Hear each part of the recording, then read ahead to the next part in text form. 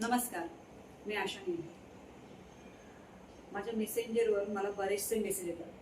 बऱ्याच वेळा फोनही येतात की मॅडम तुम्ही जी पुस्तकं वाचताय किंवा ज्या पुस्तकांबद्दल तुम्ही इथे तुमचा रिव्ह्यू देताय फेसबुकवर, तुम्ही खूप सर्वसाधारण पुस्तकं वाचता, म्हणजे दर्जा नसलेली पुस्तकं वाचता. खरं तर दर्जा नसलेली पुस्तकं किंवा तुरकट पुस्तकं किंवा नवीन लेखकांची पुस्तकं हा कन्सेप्ट मला काही कळत नाही.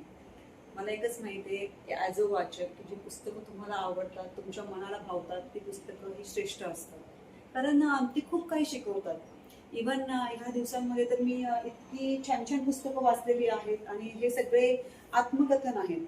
आत्मकथन ही पुस्तकं तुम्हाला खूप काही शिकवून देतात. कारण त्या खऱ्या बेसवर असतात ना.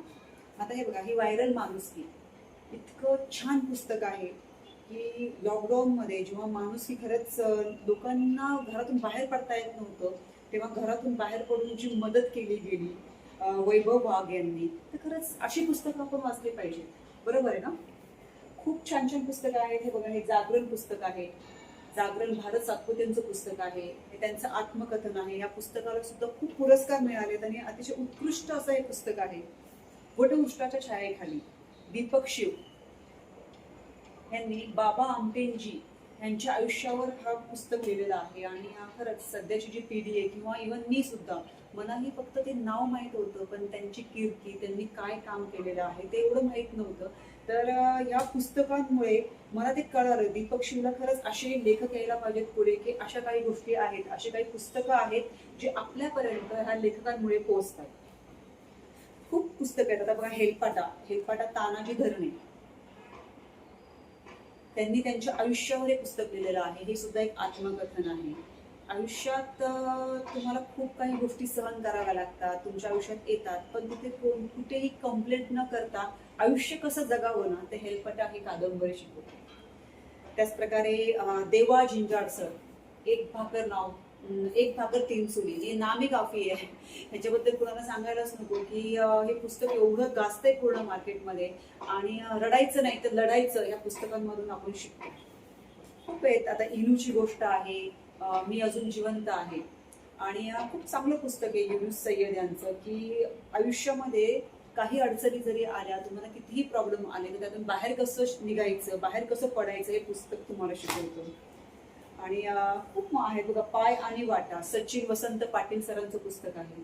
अतिशय छान पुस्तक आहे. म्हणजे हे पुस्तक असं आहे ना की खूप काही गोष्टी तुम्हाला शिकवून जातं. मी खरंच थोडीशी हलवलीच होते पुस्तक वाचताना.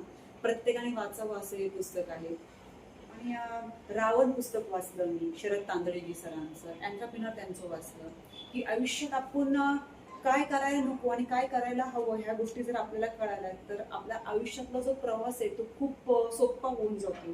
आणि शरद तांदळेजींसारखे जर लेखक पुढे येऊन त्यांचा अनुभव आपल्याबरोबर शेअर करतायत, तर मला वाटतं हे जगातले श्रेष्ठ पुस्तकं आहे. कोर्टाच्या पायरीवरून मी वाचलं, हे ॲडव्होकेट कृष्णा पाटील यांचं पुस्तक आहे, की त्यांनी कोर्टामध्ये त्यांना येणारे अनुभव सगळे लिहिलेले आहेत. तर ह्याच्यामध्ये पण इतकं सुंदर पद्धतीने त्यांनी त्याचं शब्दांकन केलंय, की आपण काय करायला पाहिजे, कोर्टात जाऊ नये आणि गेलो तरी आपण कसं वागलं पाहिजे. तर ह्याच्यात हे आहे. मेंदूची मशागत हे पुस्तक आहे. अतिशय खरंच सुंदर पुस्तकं आहेत आणि अशी पुस्तकं आपल्याला खूप काही शिकवून देतात.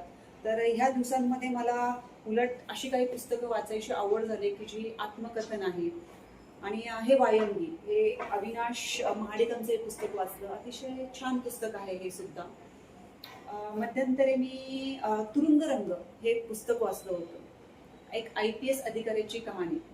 इतकं सुंदर पुस्तक आहे खरंच. म्हणजे तुरुंगाबद्दलची भीती आपल्या मनात सर्वसामान्य लोकांमध्ये असते, तर ती भीती माझी ती निघून गेलेली आहे.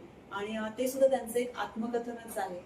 तर मला असं वाटतं की नवीन लेखक, नवीन पुस्तक किंवा ह्या गोष्टी काही मॅटर करत नाही, तर तुमचे अनुभव आहेत ते सगळ्यात जास्त मॅटर करतात. की तुमचा जो एक जिवंत अनुभव तुम्हाला आयुष्यामध्ये येतो, तो तुम्हाला खूप काही शिकवून जातो. लेखक नवीन जरी असेल, त्याचं पुस्तक ते पहिलं असेल, तरी मला वाटतं की सगळ्यात जास्त दर्जेदार हीच पुस्तकं आहेत. आणि मला खूप छान वाटतं. म्हणजे मी ही जी पुस्तकं आहेत ती सगळी वाचलेली आहेत. काही पुस्तकं मी माझ्या फ्रेंड्सला दिलेली आहेत. तुरुंगरंग माझ्या मैत्रिणीला दिलेलं आहे. रावण मी माझ्या मैत्रिणीकडे आत्ता आहे. एंटरप्रेन्योर आहे.